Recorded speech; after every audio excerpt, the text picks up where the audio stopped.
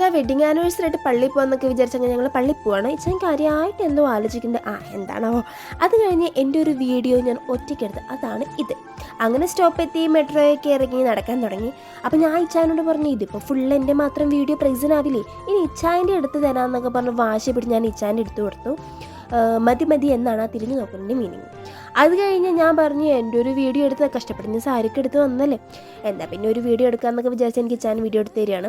എനിക്കൊരു ആഗ്രഹം ഉണ്ടായിരുന്നു വെഡിങ് ആനിവേഴ്സറി ആയിട്ട് എനിക്ക് സാരിയൊക്കെ എടുത്ത് പള്ളിയിൽ പോകണമെന്ന്. ബിക്കോസ് ഞങ്ങൾ ഒരുമിച്ചിട്ടുള്ള ആദ്യത്തെ ആനിവേഴ്സറി ആണല്ലോ. അത് കഴിഞ്ഞ് ഇത് എൻ്റെ സാരി കാണിക്കാനുള്ള പട്ടി ഷോയാണ് നിങ്ങളിപ്പോൾ കണ്ടുകൊണ്ടിരിക്കുന്നത്.